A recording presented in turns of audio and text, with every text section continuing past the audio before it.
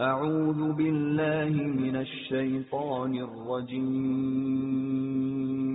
بسم الله الرحمن الرحيم كافها يا عين صاد ذكر رحمة ربك عبده زكريا إذ نادى ربه نداء خفيا أعوذ بالله السميع العليم من الشيطان الرجيم بسم الله الرحمن الرحيم الحمد لله وحده والصلاة والسلام على من لا نبي بعده أما بعد. Chers frères et sœurs en islam, louange à Dieu, Seigneur des mondes, créateur de vies humaines et spirituelles, que la paix et la bénédiction de Dieu soient sur le sceau des prophètes, la lumière de l'obscurité, le prophète Mohammed, sallallahu alayhi wa sallam, sur ses fidèles compagnons et ceux qui ont suivi et continuent à suivre la belle voie de l'islam. Aujourd'hui, nous sommes au jeudi, le 10e jour de Shaban 1447, qui équivaut, selon le calendrier grégorien, jeudi le 29 janvier 2026. Nous sommes dans notre programme hebdomadaire qui consiste à résumer chaque sourate chaque semaine. Aujourd'hui, nous sommes à la sourate 19, sourate Maryam. Marie, ça veut dire la mère de Jésus. Isa alayhi salatu wassalam. Sourate al-Maryam est une sourate al-Maqiyya. Ça veut dire que cette sourate a été révélée avant l'hégire du prophète Mohammed sallallahu alayhi wa sallam de la Mecque à Médine. Elle est composée de 98 versets. La sourate Maryam tire son titre du verset 16, où Maryam, Marie, alayhi salatu wassalam, est mentionnée. Elle fut révélée avant l'hégire vers Abyssinia, Habasha. Ça veut dire Éthiopie, l'Éthiopie dont nous connaissons aujourd'hui, Habasha. Des traditions authentiques rapportent que Ja'far ibn Abi Talib radiyallahu anhu était le leader de cette délégation, de cette première hégire de la Mecque à Abyssinie. Vous savez, avant l'hégire de la Mecque à Médine, le prophète sallallahu alayhi wa sallam, sous l'injonction d'Allah subhanahu wa ta'ala, a demandé, compte tenu de la situation dans laquelle les musulmans se trouvaient avec les persécutions, de faire l'hégire vers Habasha.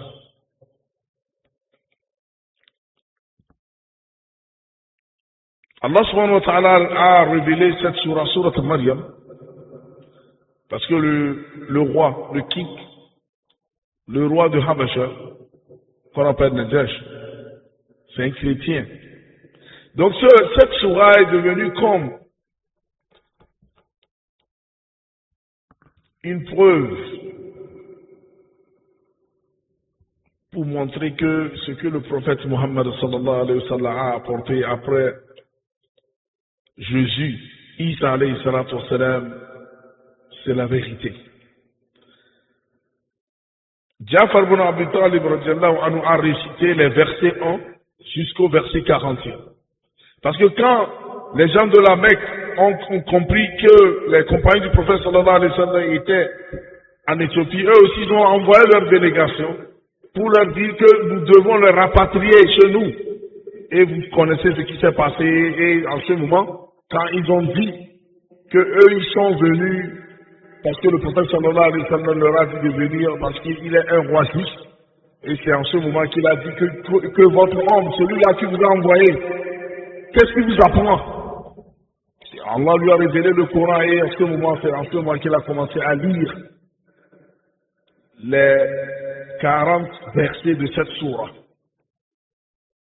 Il a lu ces 40 versets à la cour d'une Auguste qu'on appelle Najashi, lorsque celui-ci convoqua les musulmans immigrés. Dans ce contexte, la sourate servit de provision spirituelle, offrant réconfort, guidance et apaisement à ceux qui faisaient face à la persécution. Donc Allah subhanahu wa ta'ala a donné sourate Maryam comme une provision spirituelle aux croyants. Les thèmes centraux de cette sourate incluent l'affirmation de Tawhid et la continuité de la mission prophétique. Ceci montre que Jésus, Isa, alayhi salatu wa salam, il n'est pas Dieu, il n'est pas fils de Dieu, comme la sourate l'a dit.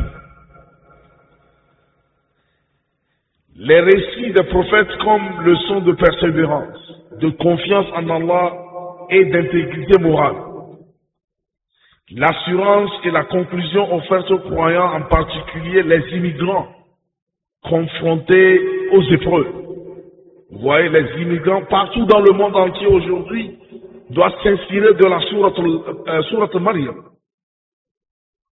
Ils ne sont pas les premiers à immigrer. Il y a les causes qui poussent les gens à laisser leur famille pour un avenir meilleur.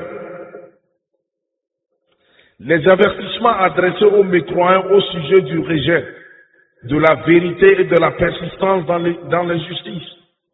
Vous voyez, les premiers versets de cette sourate montrent que non seulement la sourate a commencé à parler de Zacharie, alayhi salatu wa salam, et son enfant Yahya, pour dire que Jésus, Jesus, Isa alayhi salatu wa salam, c'est un prophète comme les autres, comme Allah subhanahu wa ta'ala l'a déjà mentionné en sourate Al-Imran. Inna masala Isa inna Allah ka masala Adam. Si vous dites que Jésus, Isa, Jesus, alayhi salatu wa salam, si vous dites qu'il est Dieu parce qu'il est venu dans ce monde sans père, quel est à propos de... Que pensez-vous à propos de Adam alayhi salatu wa salam, qui a été créé sans père et sa mère, et sa femme Hawa, notre mère, elle aussi elle est venue dans ce bas monde à travers son mari. Donc ceci nous dit qu'Allah subhanahu wa ta'ala dit, Allah subhanahu wa ta'ala nous dit que c'est lui qui crée ce qu'il veut. Donc Isa, Jesus, ce n'est pas un Dieu, il n'est pas fils de Dieu. Subhanallah. Et la sourate Maryam, la structure des thèmes se présente comme suit. Du premier verset au verset 40, Allah subhanahu wa ta'ala parle du récit des prophètes Yahya, Jean, on parle de Jean Baptiste dans la Bible, et Isa, Jésus, alayhi salatu wassalam.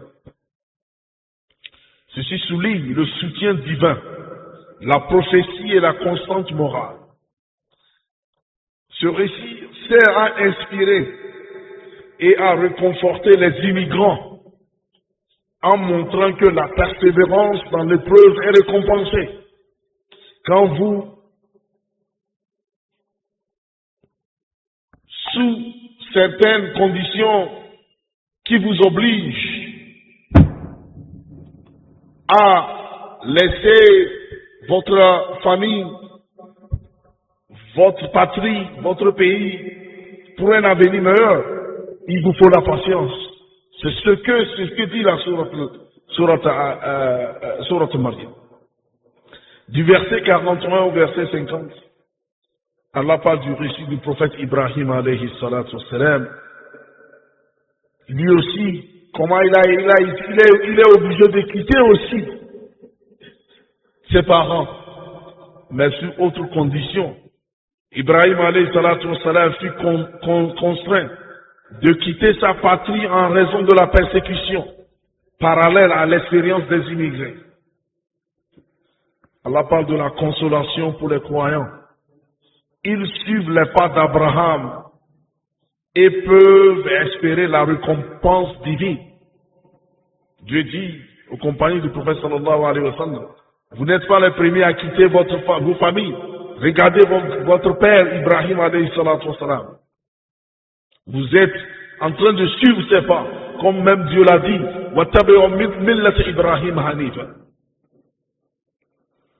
Et maintenant, Allah subhanahu wa ta'ala donne des avertissements aux mécréants. Ceux qui rejettent Ibrahim sont un modèle d'oppression, d'oppresseur cruel. Du verset 51 au verset 65, Allah fait référence à d'autres prophètes.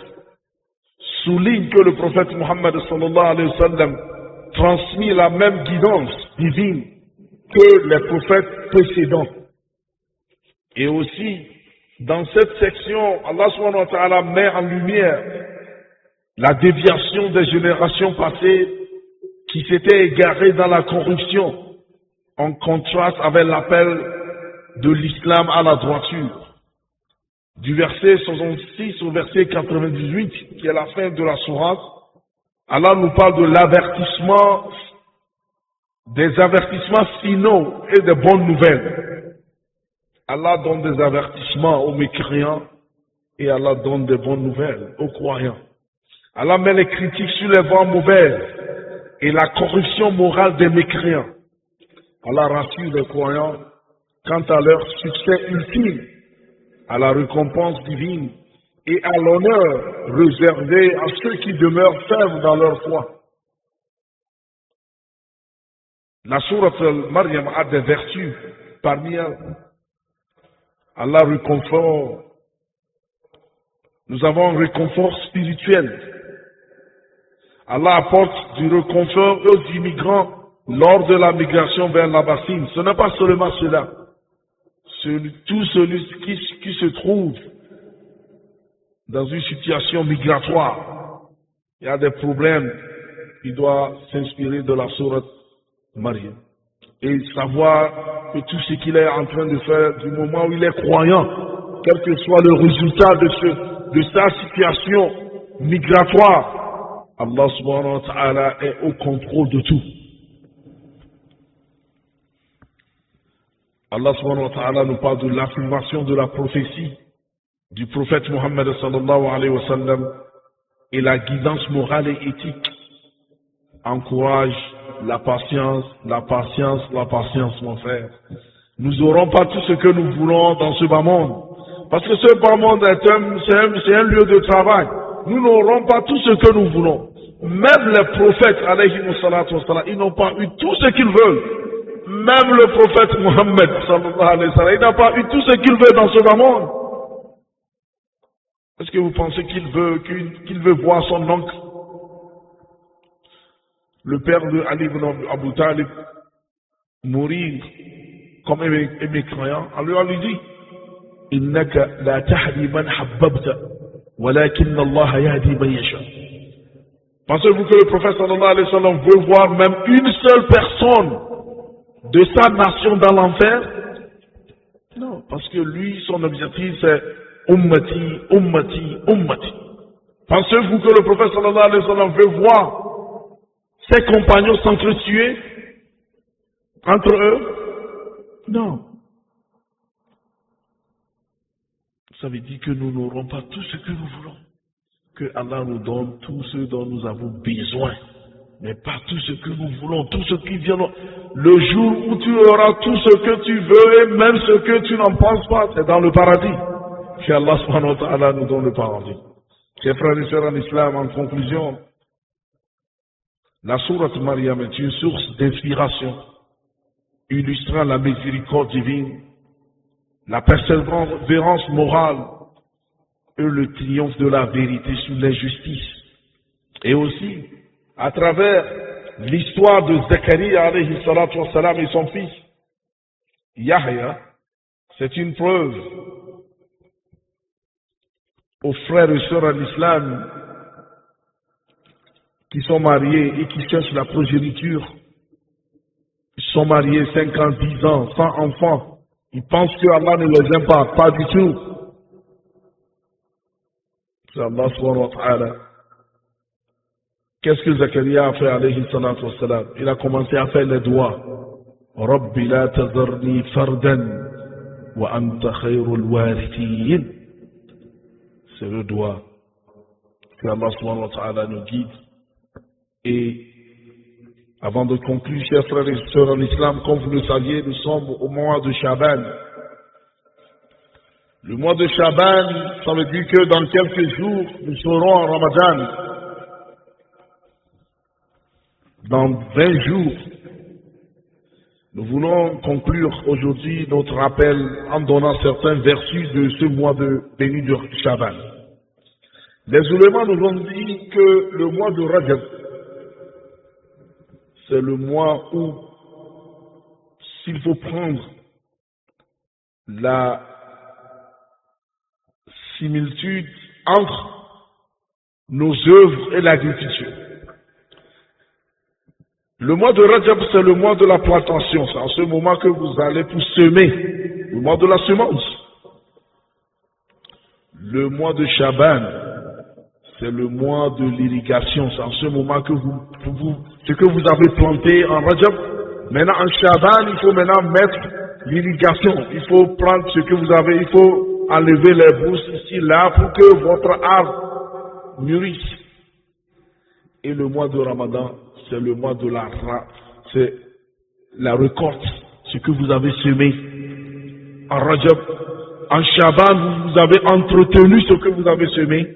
Maintenant vient Ramadan où vous allez maintenant voir la récolte.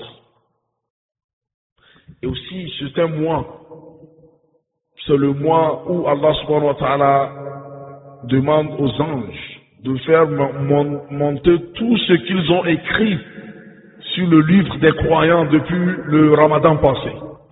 Comme vous le saviez, dans la sunna, le prophète sallallahu alayhi wa sallam a dit, dans la semaine, je pense que lundi et jeudi, on fait monter.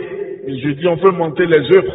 Dans la semaine, on fait montrer nos œuvres à Allah subhanahu wa ta'ala. Mais dans l'année, on fait montrer nos œuvres annuelles à Allah subhanahu wa ta'ala dans le mois de Shaban. Oh Allah, fasse qu'on fasse seulement monter nos bonnes œuvres et que tu nous pardonnes nos mauvaises œuvres. Chers frères et sœurs en islam, c'est le moment maintenant de commencer à lire le Coran.